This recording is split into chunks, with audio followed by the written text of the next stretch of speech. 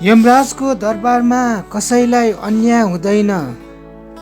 उनलाई जहाँबाट ल्याएको हो त्यहीँ लगेर छोडिदेऊ।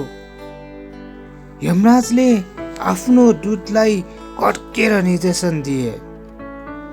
महिला रुँदै बिन्ती गर्न लागिन्, महाराज, मैले अघि नै भनेकी थिएँ म मरेकी छैन, मलाई नलैजाऊ भनेर, तर यिनले मेरो कुरै सुनेनन्।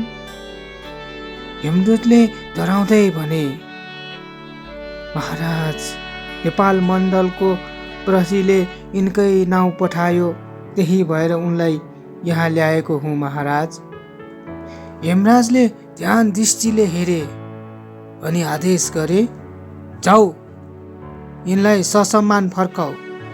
त्यस दुर्घटनामा अर्कै एक पुरुषको मृत्यु भएको छ, उसैलाई लिएर आऊ। यमदूतले आज्ञा पालन गरे। महिलालाई लिएर तत्कालै अन्तर्ध्यान भए।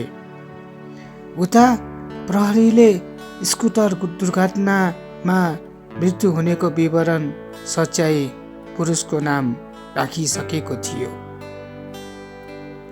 यस लौकथाको शीर्षक रहेको छ अन्योल। यस लौकथाका लौकथाकार हुनुहुन्छ धुर्बराज थापा पुरुष।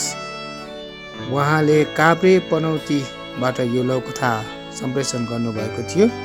उहाँ हाल कफन काठमाडौँमा बस्दै आउनुभएको छ। यहाँका साहित्यिक कायमहरू अझै योभन्दा सुन्दर जास शुभकामना पनि छ।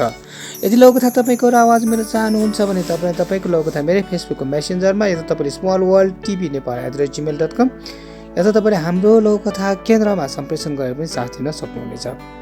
यो लौकथा मचाउ पुर्याउनको लागि साथ दिनुभएकोमा हाम्रो लौकथा केन्द्रका एडमिन लता केसीजीलाई हृदयदेखि आभार व्यक्त गर्न चाहन्छु।